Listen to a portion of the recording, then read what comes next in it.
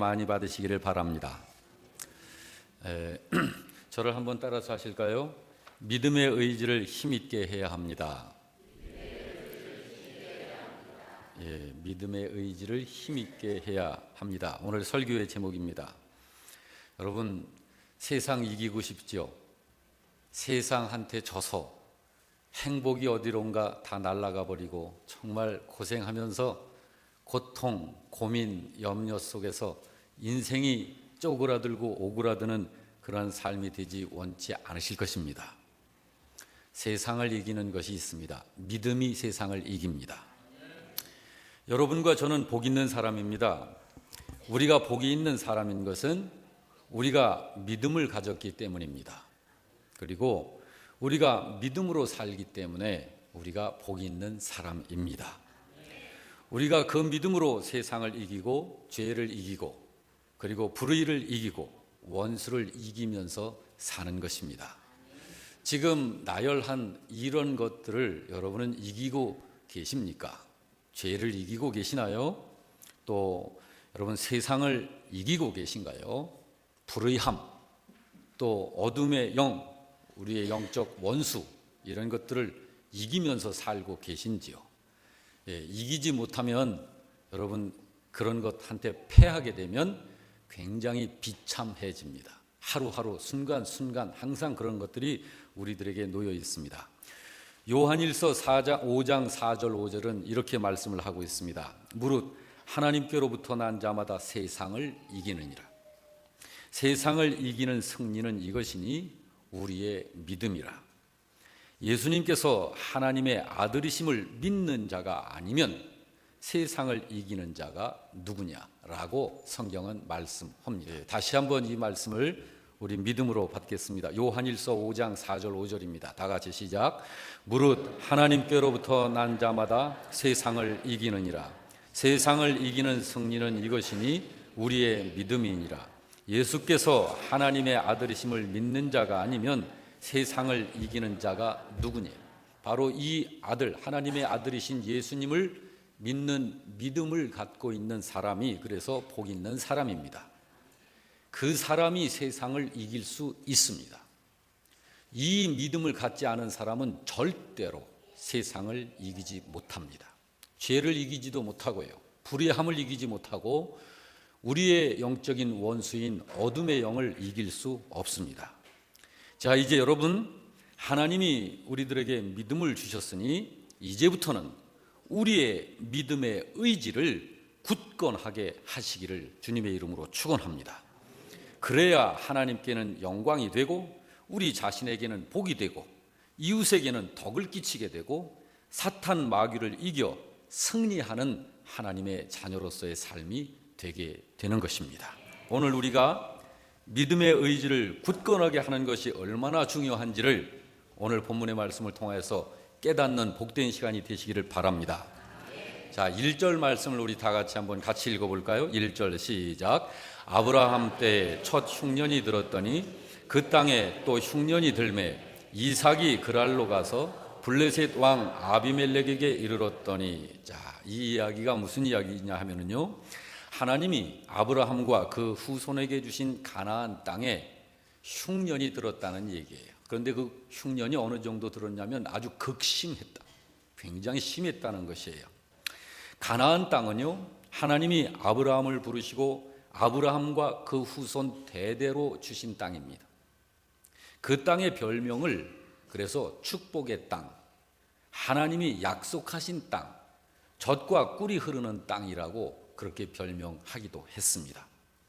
하나님의 부르심을 받은 아브라함이 그 땅에 살았습니다. 그리고 아버지의 대를 이어 지금은 아들 이삭이 그 땅에 살고 있는데 바로 그 땅에 극심한 흉년이 들었다는 이야기입니다. 그런데 지금과 같은 이런 극심한 흉년이 이삭 지금만 있는 것이 아니라 오래전 아버지 때에도 있었다고 하는 거예요. 자, 여러분, 이 말씀이 여기서 좀 우리들이 좀 생각해보고 나갈 것이 있어요. 자, 이삭의 때 극심한 기근이 들었다, 흉년이 들었다. 그리고 한 7, 80년 전에 아버지 아브라함이 그 땅에 또 이렇게 사실 때도 그때도 극심한 흉년이 들었다. 왜 그럴까요? 분명히 하나님이 주신 땅에도 기근이 있을까? 자, 이런 부분을 우리가 생각해 보자 하는 거예요. 하나님이 주신 땅이에요. 이 땅을 내가 너와 네 자손에게 영원히 이 땅을 주리라. 하나님이 축복하신 땅이에요. 하나님께서 특별히 지정하여 당신의 백성들에게 주신 땅입니다. 자, 이렇게 하나님이 주신 땅일 뿐만 아니라 하나님을 믿고 사는 사람 아브라함, 이삭입니다. 그리고 그 자손들입니다. 그 후손들입니다. 자, 사람도 경건하고 복이 있고 그 땅도 하나님께서 지정하여 복을 주신 땅인데, 자, 이런 곳에 기근이 있을까? 자, 우리 신자들이 이런 것에 대해서 오해를 하지 말아야 됩니다. 자, 이건 여러분, 이 땅에서 인류가 공통적으로 겪게 되는 그런 환난을 이야기하는 거예요. 인류가 공통적으로 겪게 되는 환난은요, 하나님의 백성이라고 해서 그 환난을 면하게 되는 것은 아닙니다. 자, 예를 들자면 그런 것은 마치, 자, 우리가 살고 있는 이 땅, 우리 이 사회, 이 지역에 1년 4계절이 어김없이 찾아오는 것과 똑같습니다. 아무리 제가 추위를 싫어해도 겨울이 올 계절이 되면 겨울이 오는 거예요. 자, 제가 복이 없어서가 아니고 하나님께서 우리를 택하시지 않아서가 아니라 하나님께서 인류 공통적으로 하나님의 창조의 이 원리와 법칙을 그대로 적용시키시는 것입니다. 장마철에 비가 올 때 믿는 사람이나 믿지 않는 사람이 그 장마적 환경을 그대로 받아들이는 것과 마찬가지고 그런 것과 같습니다. 우리 신자들이 하는 오해 중에 하나가 바로 이런 거예요. 예수님 잘 믿으면 절대 내가 사는 땅에는 기근이 안 오고 뭐 어려운 환경이 오지 않는 것처럼 생각을 하는데 그것은 오해하고 있는 것입니다. 자, 그때 그 흉년이 얼마나 극심했는지 믿음으로 사는 사람 이삭이 거기서 그랄이라고 하는 지방으로 이사를 갑니다. 자, 하나님의 계획은요, 이삭이 그 땅을 떠나지 않는 것이 하나님의 계획이에요. 그걸 여기서 우리가 알 수 있죠. 1절, 2절을 다시 보게 되면 아브라함 때 첫 흉년이 들었더니, 자, 그 땅에 또 흉년이 들매 이삭이 그랄로 갔다. 그래서 블레셋 왕 아비멜렉에게 이르렀다. 2절은 또 이렇게 말씀하고 있습니다. 다 같이 읽습니다. 여호와께서 이삭에게 나타나 이르시되 애굽으로 내려가지 말고 내가 네게 지시하는 땅에 거주하라 라고 이렇게 말씀을 하신 걸 보면 지금 현재 이삭이 사는 그 땅에 기근이 극심해서 지금 굉장히 어려운 상황이지만 하나님의 뜻은 이삭이 그 땅에서 이사를 나가지 않는 거예요. 그런데 이삭이 지금 이사를 가고 있는 거예요. 자, 여러분, 우리는요, 하나님의 허락 없이는 내 마음대로 하지 말아야 됩니다. 여러분, 이 부분에 여러분들은 마음에 아주 다짐하셔야 됩니다. 상황이 어떻게 변해가든지 하나님의 허락이 없다면 내 마음대로 하지 말아야 돼요. 저를 따라서 합시다. 이럴 때는 아멘이다. 이럴 때 아멘이에요. 다시 말씀드립니다. 어떤 상황에서든지 어떤 일에 있어서든지 하나님의 허락이 없이는 사람 마음대로 내 마음대로 하지 마시기를 바랍니다. 왜 그러냐면요, 저와 여러분이 어떤 사람들입니까? 하나님의 놀라운 축복이 계획되어 있는 사람들이에요. 뭘 시작하는 것도 그렇고요, 끝마칠 때도 마찬가지예요. 내 마음대로 해서는 안 됩니다. 이사를 가는 것도 그렇고요, 집을 사고 파는 것도 마찬가지예요. 내 마음대로 해서는 안 됩니다. 여기 지금 이삭이 그것이 지금 문제가 되어 있는 거예요. 하나님께서 이삭을 사랑하십니다. 하나님이 그 땅을 이삭에게 주셨어요. 그런데 이삭이 하나님을 믿고 살지만 이 부분에 있어서는 하나님의 허락 없이 지금 이사를 가고 있는 거예요. 자, 이런 부분이 우리 신자들이 신앙생활을 할 때 유의해야 할 부분이라 이런 것입니다. 자, 이제 여러분 좀 더 보십시다. 이삭은 왜 이사를 갔을까요? 두 가지 이유가 있습니다. 하나는 이삭이 기억하고 있는 하나님의 말씀이 있었어요. 이삭이 어떤 하나님의 말씀을 기억하고 있는 게 있었어요. 항상. 절대로 여기 보면은 이 말씀을 통해서 보면 이삭은 자기 마음대로 한 것은 아니에요. 그런데 문제가 지금 발생된 것이에요. 자, 하나님께 여쭙지를 않고 자기 생각에 이것이 맞을 것이다 하고 간 거예요. 자, 그것이 첫 번째 이유입니다. 이삭이 기억하고 있는 그 어떤 하나님의 말씀이 있었어요. 자, 두 번째는 더 이상 여기서는 살 수가 없겠다는 판단을 내린 거예요. 너무 흉년이 극심하니까. 자, 여러분, 이삭이 이사를 해야 하겠다고 결정하게 되었던 근거가 무엇이냐면 창세기 15장 13절에 그 말씀이 나와 있습니다. 다 같이 읽습니다. 여호와께서 아브라함에게 이르시되 너는 반드시 알라. 네 자손이 이방에서 객이 되어 그들을 섬기겠고 그들을 400년 동안 네 자손을 괴롭힐 것이다. 이 말씀을 이삭은 알고 있는 거예요. 자, 이 말씀을 누구한테 했다고요? 과거에 하나님께서 나의 아버지이신 아브라함에게 하신 말씀이에요. 이것이 네 자손이 애굽으로 내려가게 될 것이다. 그리고 거기서 400년 동안을 살게 될 것이다 라고 이야기하신 하나님의 말씀을 지금 이삭은 항상 기억하고 있는 거예요.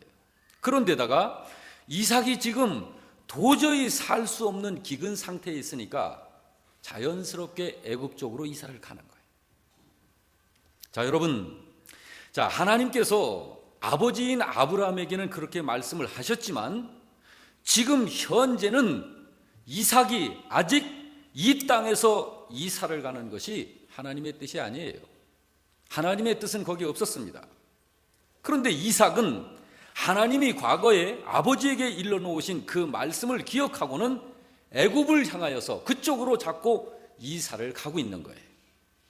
자, 이제 이 정도 선에서 이삭을 한번 우리들이 살펴볼 필요가 있습니다. 자, 그렇다면 여러분, 지금 이삭은 하나님을 섬기는 신자의 한 사람으로서 사실은 이삭 자신의 마음에서는 흠없이 하고 있는 거예요. 뭐 내가 지금 잘못하고 있는 것이 없다. 하나님께서는 우리 아버지의 후손이 애굽에 내려가서 살게 될 텐데 400년 동안을 거기서 살게 될 것이라고 이야기를 하셨다는 걸 알고 있고, 이 땅은 살 수 없을 만큼의 극심한 흉년 상태고, 그러므로 자연스럽게 그쪽으로 향해서 가게 되는 환경이 만들어지고 있구나 해서 가고 있는 거예요.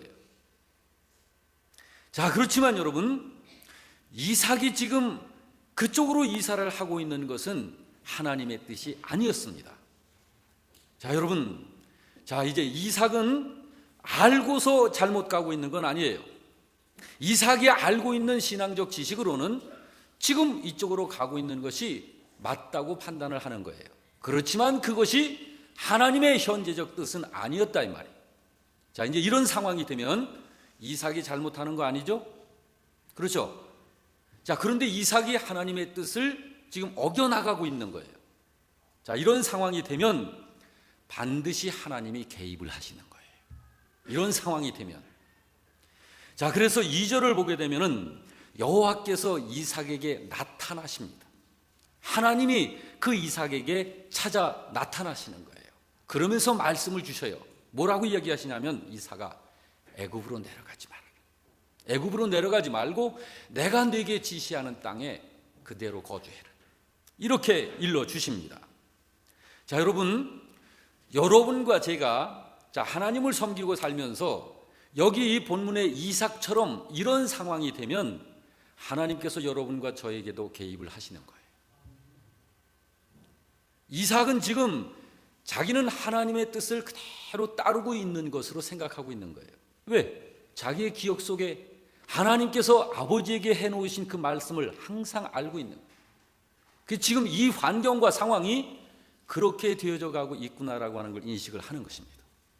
그러므로 이삭이 지금 애굽을 향해서 내려가는 것은 하나님께서는 가지 말라고 하셨는데 어쩔 수 없이 하나님 죄송해요 하고 가는 그런 상황이 아니에요. 자, 여러분, 이런 상황이 되면, 여러분과 저에게도 이런 상황이 되면 여기 하나님께서 이삭에게 나타나셔서 개입을 해주시는 것처럼 여러분과 저에게도 이런 상황이 되면 하나님이 개입을 하시는 거예요. 왜 그러냐면요, 하나님은 분명히 말씀을 하시지 않으신 일은 행하시지 않는 하나님이십니다. 또한 하나님이 하시려고 하는 일에 대해서는 하나님은 언제든지 미리 이야기하시고서 행하시는 그런 하나님이시기 때문입니다. 아모스 3장 7절이 그걸 이야기해주고 있는 거예요. 우리 한번 다 같이 읽어보십시다. 시작. 주 여호와께서는 자기의 비밀을 그 종 선지자들에게 보이지 아니하시고는 결코 행하심이 없으시는 분이십니다. 여러분, 하나님과 우리는 수준이 굉장한 차이. 그분은 신이세요. 우리는 만들어진 피조물 사람에 불과하고요. 하나님의 계획과 하나님이 하시려는 일을 우리가 어떻게 압니까? 하나님이 일러주시기 전에는 그걸 알 수 있는 사람이 없어요. 우리들이 아무리 고등동물로 그렇게 모든 피조물보다 월등한 존재로 만들어진 존재라 할지라도 우리는 만들어진 존재지 신이 아니라는 거예요. 그러므로 하나님께서 계획하시고 하시고자 하시는 일에 대해서 우리들에게 선지자를 통하여서 말씀을 해주어 알게 하지 아니하고 하시고서는 절대로 하나님이 임의로 행하시지 않는 분이십니다. 그러므로 여러분, 이삭이 지금 이런 상황에 있을 때는 하나님께서 개입을 하시는 거예요. 그래서 알려주시는 거예요. 그러므로 하나님께서 바로 이때에 이삭에게 나타나신 것입니다. 2절 1 말씀이 그거예요. 여호와께서 이삭에게 나타나 이르시되 애굽으로 내려가지 말아라. 내가 네게 지시하는 땅에 그대로 거주해라. 자, 하나님은 이삭에게 이렇게 일러주십니다. 여러분, 궁금하지요? 아브라함에게는 네 자손이 애굽으로 내려가게 될 것이라고 이야기하시고서는 이삭에게는 애굽으로 가는 것에 대해서 막으시는 거예요, 하나님이. 자, 여러분, 이건 왜 그럴까요? 이것은 애굽으로 내려가는 시기가 이삭의 때가 아닙니다. 이삭의 때에 애굽으로 내려가게 되는 것이 아니었기 때문입니다. 그러므로 하나님이 이삭에게는 이 사실을 분명히 이야기를 해서 일러주시는 거예요. 그러면서 하나님이 언약하신 축복을 다시 한번 확인하여 이야기를 해주십니다. 3절 4절에 하나님이 그걸 이야기해 주시죠. 다 같이. 이 땅에 거류하면 내가 너와 함께 있어 네게 복을 주고 내가 이 모든 땅을 너와 네 자손에게 주리라. 내가 네 아버지 아브라함에게 맹세한 것을 이루어 네 자손을 하늘의 별과 같이 번성하게 하며 이 모든 땅을 네 자손에게 주리니 네 자손으로 말미암아 천하 만민이 복을 받으리라. 이 말씀을 애굽으로 내려가지 말아라 하시면서 바로 이 사실을 다시 한번 확인시켜 주시는 거예요. 자, 여러분, 하나님께로부터 이 이야기를 듣게 된 이삭은 즉시 더 이상 애굽 쪽으로 이사 내려가는 것을 멈춥니다. 이제 안 내려가요. 이삭이 하나님의 말씀에 즉시 순종하는 모습을 우리가 볼 수 있는 거예요. 그런데 여러분, 이때에 이삭이 실수를 하는 것을 우리가 발견을 합니다. 이삭이 실수를 해요. 뭐냐면요, 하나님이 애굽으로 가지 말라고 일러주셨을 때에 더 이상 내려가지 않고 그랄 지방에 머물러 있을 것이 아니라 사실은 다시 되돌아 올라와야 하는 거예요. 다시 되돌아 올라와야 하는 거예요. 왜 그러냐면요, 하나님께서 분명히 거할 장소를 다시 확인해서 또 이야기해 주셨기 때문에 그렇습니다. 2절 말씀이 그거예요. 애굽으로 내려가지 말고 내가 네게 지시하는 땅, 그 땅이 어디입니까? 일찍이 아버지 아브라함에게 지시해 주셨던 그 땅을 얘기하는 거예요. 여기 내가 네게 지시하는 땅, 이 땅은 가나안 땅을 얘기하는 거예요. 그런데 이삭이 가나안 땅으로 곧바로 돌아오지 아니하고 그랄이라고 하는 이방인 블레셋 땅에 정착을 한 거예요. 자, 여러분, 언제든지 우리가 알아야 할 것은 아무리 가나안 땅의 기근이 극심하다 해도 하나님께서 떠나라 하는 말씀이 없으면 떠나면 안 되는 것입니다. 하나님이 떠나지 말라 하시면 그냥 거기 머물러야 하는 거예요. 하나님께서 주신 그 땅이 환경적 상황이 어떻게 변해가든지 그건 관계가 없어요. 왜 그러냐면 하나님은 어떤 일이든지 하나님께서 하시는 일은 성도들을 위해서 하시는 거예요. 하나님께서 하시는 모든 일들은 여러분과 저를 위해서 하시는 하나님이십니다. 여러분 믿으시기 바랍니다. 하나님께서 떠나지 말라 하시면 거기에 기근이 극심해도요 하나님이 책임지시는 거예요. 여러분 엘리야를 하나님께서 도망가라 하셨잖아요. 이세벨을 피하여서 도망가라 하셨을 적에 이제 눈에 띄면 잡혀 죽는 거예요. 군사를 풀어가지고 엘리야를 죽이려고 지금 왕궁에서는 온 군사들을 다 풀었으니까요. 산속 깊은 곳에 숨게 됐는데 여기서 기다리라. 뭐 거기 먹을 게 있습니까? 뭐가 있습니까? 졸졸졸 계곡에 흐르는 물 외에는 아무것도 없는 거예요. 엘리야가 배를 쫄쫄 곪고 있지만 하나님께서 엘리야를 책임지십니다. 까마귀를 보내서 떡과 고기를 끼니 때마다 물어 놓고 날아가게 하시는 거예요. 할렐루야! 하나님은 그런 하나님이십니다.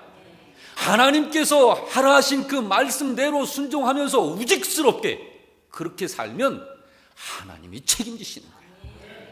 마치 우리의 두뇌가 하나님이 이렇게 말씀하셨지만 하나님이 그렇게 얘기하셨으면 환경도 만들어 주셔야죠.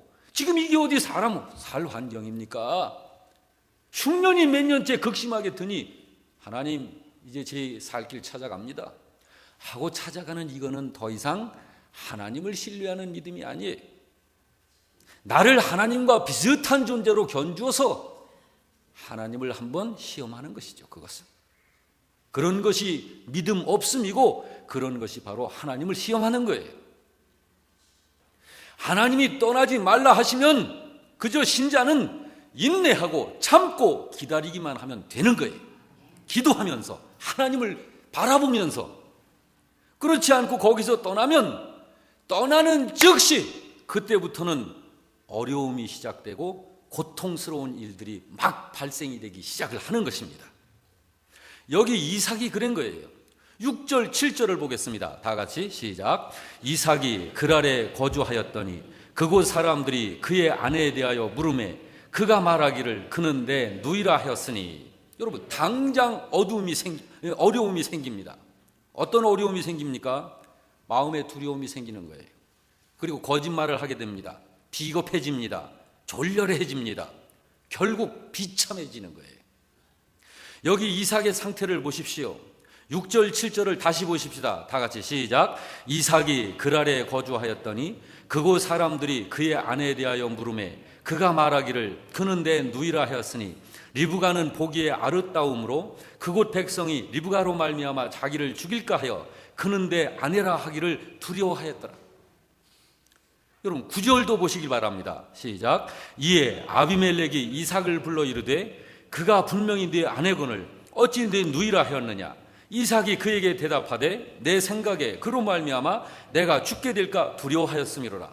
여러분 자, 이 상황에 이때에 이삭의 마음과 심정이 어떠했을지를 한번 여러분 짐작해 보시기 바랍니다. 상상을 한번 해보세요. 얼마나 두려웠으면 자기 아내를 내 아내라고 하질 못하고 남의 품에 안기게 만들 뻔했냐 이 말이에요. 제가 이 장면을 보고 이삭을 쫌팽이라고 그랬어 내가. 아니 자기 부인을 남의 품에 이게 물리적으로 완력으로 이런 일이 됐으면 목숨을 걸고서라도 아내를 지켜야지. 할렐루야. 그게 남아 아닙니까? 믿음이 있고 없고를 떠나서라도 그러지 않아요? 그러지 않냐고요. 내 아내 내가 지켜야지. 70억 인구 중에 내 아내 지켜줄 사람이 어디 있어요? 나밖에. 맞죠? 근데 이삭은 두려워 떨면서 오히려 부인한테 말하기를 당신한테 누구냐고 물어보면 내가 남편이라고 하지 말고 오라비라고 그래. 이 이삭이 이런 사람한테는 딸 주지 말아야 해요. 그러지 않아요? 원치 않는 두려움이 엄습하여 들어오니까 그걸 피해보려고 이삭이 이렇게 되는 거예요. 거짓말합니다. 거짓말하는 정도가 아니라 블레셋 사람들 앞에서 길을 피지를 못하는 거예요. 이삭이 어떤 사람입니까? 하나님의 자녀 아닙니까? 천지 만물의 창조자요 주인이요 전능자이신 하나님의 자녀 아닙니까? 그런데 하나님도 없는 그런 사람 앞에서 길을 펴질 못하고 이렇게 비참해지는 거예요. 여러분, 이삭의 이런 모습은 세상을 이기는 게 아니라 세상에 패하는 거예요. 이게 세상에 패하는 거예요. 이건 절대로 겸손이 아닙니다. 이건 비겁한 거예요. 유치한 거예요. 믿음을 가졌어도 믿음의 힘이 전혀 없는 무능력한 믿음의 모습을 보이는 모습일 뿐입니다. 믿는 신자에게서 이런 모습이 나온다면 이것이 영적인 무능력이에요. 이것이. 여러분, 이런 모습을 보시는 하나님의 심정이 어떠하실까 한번 생각해 보세요. 믿는 신자를 하나님이 당신의 자녀를 삼아주셨는데 아버지로서 자식인 신자들을 볼 때 이삭과 같은 이런 모습이면 아버지의 심정이 어떡하겠냐 이 말이에요. 당장 불러다가 회초리라도 때려가지고 예이놈아 그냥 하고 야단쳐요. 바로 이런 것이 하나님의 말씀을 온전히 따르지 못할 때 생겨지는 거예요. 이런 것이. 두려움이 왜 찾아옵니까? 그 블레셋 사람들의 강성한 그 군사력과 그 권력 그 앞에서 그냥 길을 못 피는 거죠. 민족이 다르니까, 혈통이 다르니까, 부인이 예쁘니까 분명히 부인을 뺏어갈 것이다. 그런데 내가 남편인 줄 알면 나를 죽이고 뺏어갈 것이다. 이런 상상을 하면서 얼마나 두려웠으면 자기 아내를 지켜주질 못하느냐 이 말이에요. 여러분, 오늘 이런 현실 앞에서 우리 생각해 보십시다. 나 자신의 처신의 결정의 기준이 무엇일까?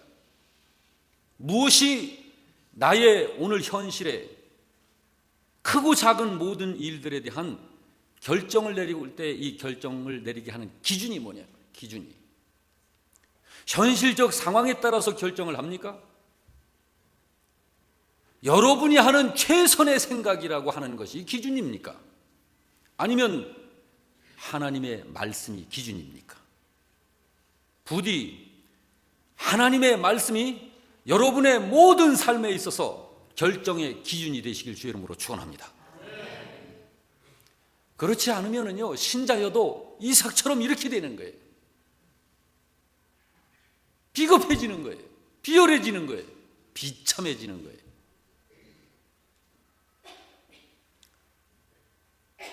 그런데 여러분, 여기 본문을 보게 되면 이상스러운 게 하나 또 발견이 됩니다. 12절에서 14절을 보세요. 12절에서 14절 시작. 이삭이 그 땅에 농사하여 그 해 백반을 얻었고 여호와께서 복을 주셨다. 이상하죠. 지금 이삭이 믿음을 가졌지만 이렇게 지금 이런 상태인데 하나님이 복을 주셔요. 그래가지고 13절에 보니까 그 사람이 이삭이 창대하고 왕성하여 거부가 됐다. 14절에는 양과 소가 떼를 이루고 하인들이 심이 많음으로 블레셋 사람들이 시기하기까지 갑부가 됐습니다. 이거 이상하지 않아요? 믿음으로 잘 사는 사람, 하나님의 마음을 합족한 사람한테 복을 주셔야지 이런 이삭한테 왜 하나님이 복을 주셨어요? 여러분, 이게 궁금한 거예요. 왜 하나님은 이삭이 가나안 땅으로 돌아오지도 않고 그랄 땅에 지금 정착해서 살고 있는데 거기서 복을 주시는 걸까? 거기에는 분명한 이유가 있습니다. 24절에서 그 이유를 밝혀주고 계셔요. 하나님께서. 다 같이 봅니다. 시작. 그 밤에 여호와께서 그에게 나타나 이르시되 나는 내 아버지 아브라함의 하나님이니 두려워하지 말라. 내 종 아브라함을 위하여 내가 너와 함께 있어 네게 복을 주어 네 자손이 번성하게 하리라. 자, 그러면 이삭이 잘나서 이삭의 믿음을 보시고 하나님이 복을 내리시나요? 아버지를 생각해서 복을 주시는 건가요? 아버지를 생각해서. 아버지의 믿음을 보시고.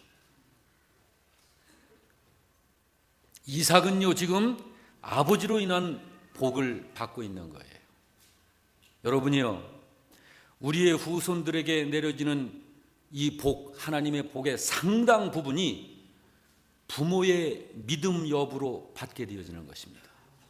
부모님의 믿음 여부로 받게 되어지는 거예요. 그러므로 여러분, 부모인 여러분과 저의 믿음이 정말 좋아야 돼요. 여러분, 우리 자손들, 내 자녀들, 손자들, 손주들, 이 친구들이, 얘네들이 하나님 앞에 영적으로 참 잘되고 정말 그런 하나님의 사랑받고 복을 누리면서 사는 그런 후손들이 되게 하려면 부모인 여러분과 제가 지금 좋은 믿음이어야 됩니다. 우리들이 이 믿음에 이게 이 부실부실하면은요, 자녀손들에게 그게 그대로 가는 거예요.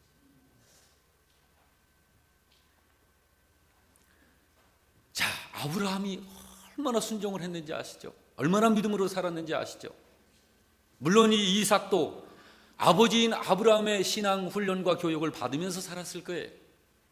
그런데 아차 하는 사이에 잠깐 하나님을 망각하고 하나님의 허락도 없이 환경이 기준이 되어서 내 생각대로 행하는 이런 것들이 우리를 어렵게 하는 거예요. 그러니 우리들의 신앙생활에서 틈새를 열어주면 안 돼요. 틈새. 자, 여러분, 부모님의 믿음이 좋으면 하나님께서 그 부모님의 믿음을 따라서도 자녀들에게 당분간은 복을 내리셔요. 여기 이삭을 보면 어느 정도로 또 복을 내리시냐면 26절에서 28절도 보면은요, 같이 읽어봅니다. 아비멜렉이 그 친구 아우삿과 군대 장관 비골과 더불어 그랄에서부터 이삭에게로 온지라. 이삭이 그들에게 이르되 너희가 나를 미워하여 너희를 떠나게 하였거늘 어찌하여 내게 왔느냐. 그들이 이르되 여호와께서 너와 함께 계심을 우리가 분명히 보았으므로 우리의 사이 곧 우리와 너 사이에 맹세하여 너와 계약을 맺으리라 말하였다. 자, 그랄 사방, 이 블레셋 그 그랄 지방, 그 블레셋 왕과 그 백성들이, 대신들이 와가지고 이삭한테 잘 보이느라고 지금 이거 하고 있는 거예요. 전에는 어떻게 했어요? 나가라고 그랬거든요. 내 땅에서 나가 이제. 그런데 지금 와가지고 이거 하고 있는 거예요. 근데 왜 이 사람들이 이삭한테 와서 잘 보이려고 이러고 있다고요? 하나님이 너와 함께 하신다는 걸 우리가 보았다. 아버지의 믿음으로 인한 그 복이 이렇게까지 임하는 거예요. 여러분도 부모로서 자녀들에게 이런 믿음의 복을 끼치기를 주의 이름으로 축원합니다. 사랑하는 성도 여러분, 저를 따라서 합시다. 믿음이 세상을 이긴다. 다른 게 아니에요. 믿음이 세상을 이기는 거예요. 여러분과 제가 어떤 사람입니까? 믿음 가진 사람이에요. 할렐루야. 근데 믿음을 가졌는데 이것이 무능력한 믿음이면 뭔 소용이 있냐 말이에요. 그러므로 믿음의 의지를 굳건하게 해야 합니다. 할렐루야. 그래야 그 믿음으로 세상을 이기고, 그 믿음으로 죄를 이기고, 그 믿음으로 불의를 이기고, 그 믿음으로 원수를 이기는 거예요. 요한일서 5장 4절 5절 말씀을 우리 다시 한번 읽겠습니다. 요한일서 5장 4절 5절 시작. 무릇 하나님께로부터 난 자마다 세상을 이기느니라. 세상을 이기는 승리는 이것이니 우리의 믿음이니라. 예수께서 하나님의 아들이심을 믿는 자가 아니면 세상을 이기는 자가 누구냐? 할렐루야. 자, 여러분, 믿음이 뭡니까? 예수님 나 믿습니다. 이것이 믿음입니까? 진정한 믿음은 움직입니다. 힘이 있습니다. 하나님의 말씀을 삶으로 만들어내는 것이 믿음입니다. 순종입니다. 입술 두 쪽에만 부르짖는 믿음은 그건 지식이에요. 그건 믿음이라고 볼 수 없어요. 순종해야 합니다. 순종하는 믿음이어야 능력으로 나타나는 것입니다. 할렐루야. 그래서 의지를 분명하게 하는 그런 믿음이어야 된다는 설교의 제목을 정한 것이에요. 이런 믿음이 여러분과 저에게 충만하시길 주 이름으로 축원합니다.